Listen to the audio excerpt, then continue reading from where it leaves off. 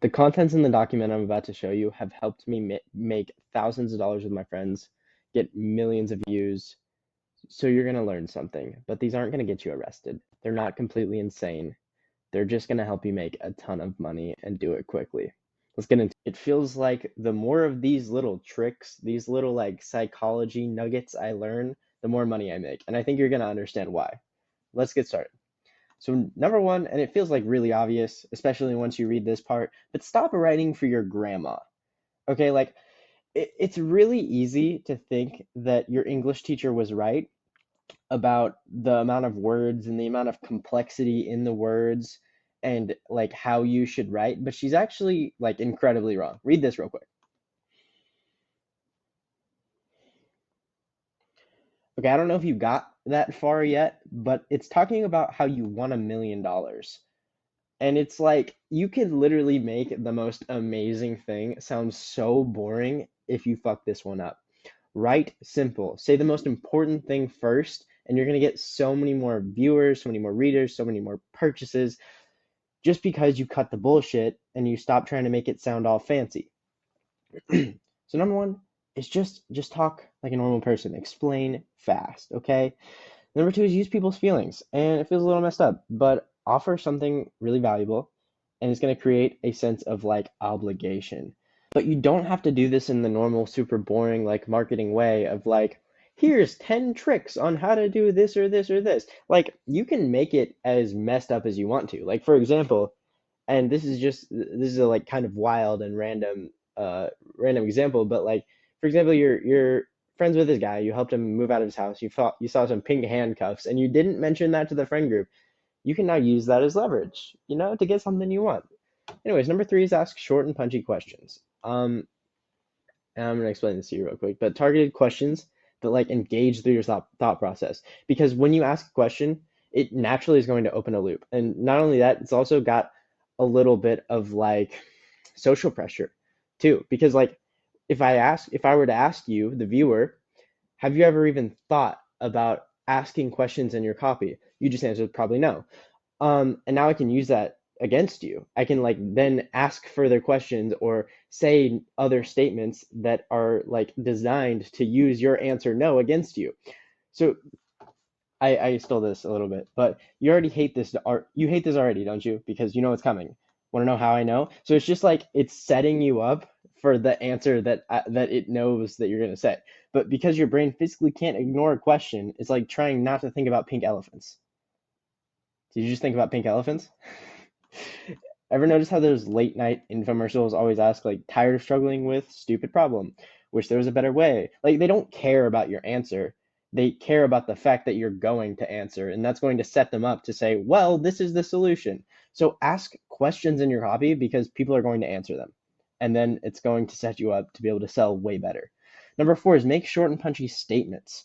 So for example, and this is like how important this is. I literally stole this from the first tweet I found that was viral-ish on X. So, your business must always be, and I know this is like a little bit out there compared to what it should normally be, but it is the same principle. You say something that is short and would intrigue most people, and then you follow it with the answer. You open a loop and then close the loop. But break content into very short, like single line statements. Each line should like carry a single thought or point. And it's going to create a rhythm that pulls the readers through the content naturally. Because I felt like I needed a better example. But I love this. I'm about to ruin your life. First of all, amazing hook, but it makes it impossible not to read the next one. And then because after you read this, you'll notice that everywhere. What is it? Like it's a statement that makes you ask a question.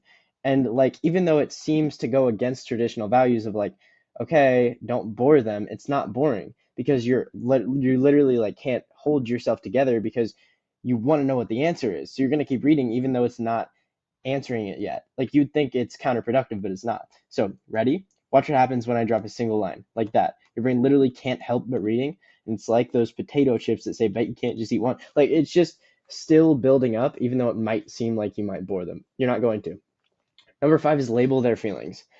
This really works very well, especially with like sales, but also through copy, which seems kind of like I was surprised about that.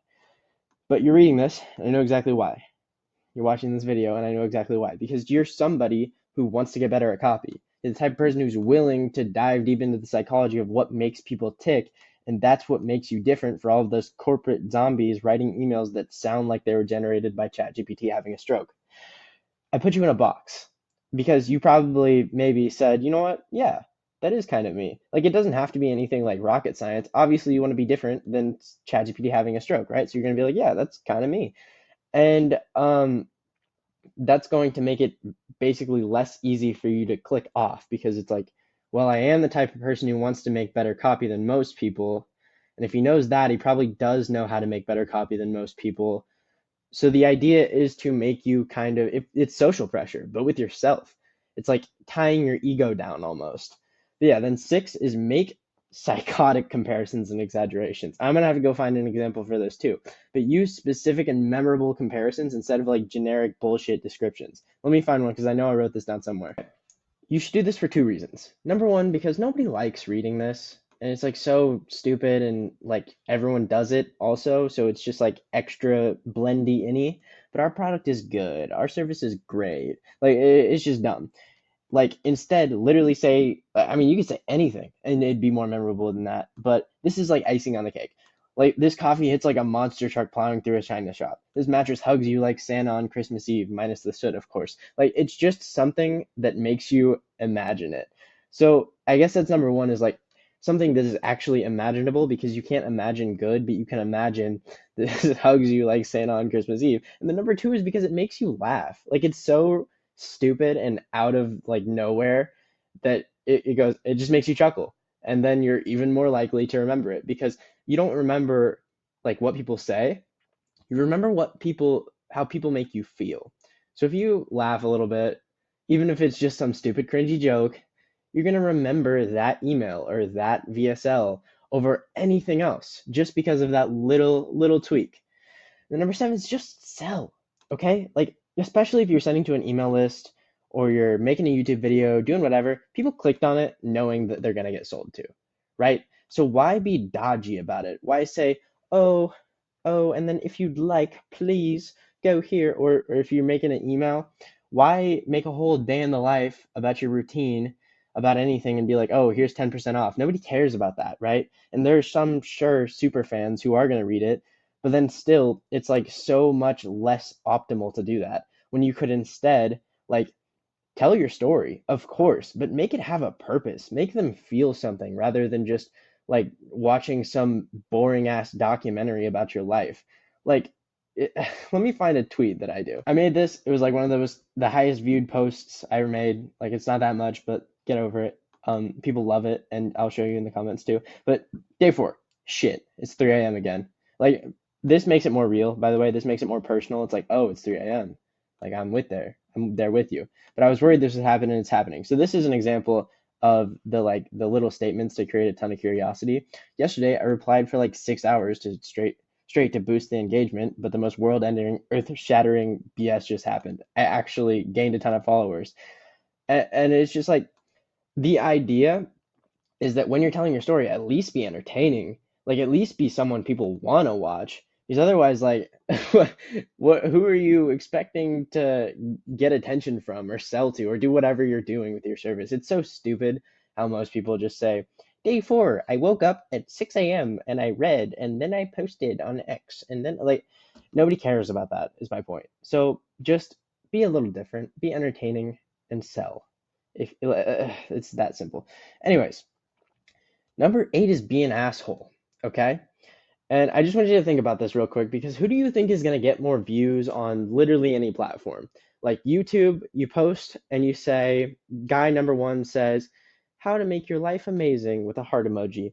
Or guy number 2, Tate, posts and he says, you're a fucking loser if you do these 3 things. Okay, like who do you think is going to get more views? And then like in parentheses, you're probably a loser. It's just like be a little different because even that is entertaining. Like it's why we stop and look at car crashes. It's why we watch those stupid reality TV shows. It's just because it's drama. Drama sells so well. So be an asshole. Number 9 is make wild promises and then apologize later. So I have an example for this one.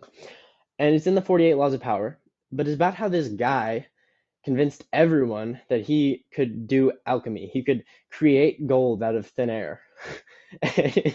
All he did was put it up his sleeve and like show it to people. But the point was that he grew a massive cult-like following by promising that he could do something absolutely insane. So the bigger the lie, the bigger the promise, the more believable it is. And for example, I'm sure you've heard this video is going to make you rich. Are you still following that asshole? Probably. Did he make you rich? No. So the point is, you can just say things. And as long as you have just enough evidence to kind of back up what you said and make it sound like you maybe know what you're talking about, people are going to continue to follow you, continue to love you because they're chasing that stupid dream. Number 10 is anchor people's emotions. And like it's really like everywhere. But it's kind of like when your friend says, I almost bought a Ferrari, but I bought a BMW instead. And you're thinking, damn, BMWs aren't even that expensive. But it's a BMW, bro. It's like a lot of money still that most people couldn't afford. So just by making this comparison before you, for example, offer a course, and bonus points, by the way, if you make the numbers or whatever similar. So, for example, 1,000 versus 100 is much better than 1,354 versus 100 because they're similar. I don't really know how to explain it any better than that, but people like similar things in aesthetics. So that's why you should do that. But it's really simple, by the way, this rule, because you could literally say most people will offer this to you for $1,000, but I'm going to do it for 100 and you're going to get the same results. But most people don't do it because like they're scared or something like that. But this is one of the most like mainstream offers that makes an expensive thing sound affordable. Apple does it all the time. The new phone is 1999, but you can get it for 1,000. Like it's just it's so stupid how easy it works. And then 10 and a half. Make weird and disarming statements. And the only reason I put this in here is because it's kind of also like life advice. If you're ever in an intense situation, like there's no other way to say this. Movie characters with aura do this shit. Like I don't know if you've watched Netflix show called The Blacklist, but this guy Raymond Reddington, whenever he gets in a tough situation, instead of like answering a harsh question or responding to people yelling by yelling, he literally like someone finishes lecturing him, "You're an idiot, I'm gonna kill you," yada yada yada. And then Raymond sits back and he goes, I like that tie. And I swear it works because I've done it in real life. But if you're in a tense situation or if your copy is getting tense and then out of nowhere you completely interrupt that pattern with something weird, like, oh, and yesterday my dog did a backflip. Like it works so well because it throws people off their game and then they're kind of like stunned. And then they make weird decisions that they might not normally make. Because after bro goes, I like that tie, the other guy gets out of his angry mindset. He goes, what? And then after having to like reset his thought process, he kind of feels a little more human. And then he makes a little bit more of a connection with this guy because he's like, oh, thanks, you like my tie. And the point is that he gets closer with the guy, and so Raymond Reddington gets a little bit easier chance of escaping the bad guy, I guess. So that is 10 and a half crazy dark psychology copywriting tricks that feel illegal to know. Now, before you leave, drop a subscription.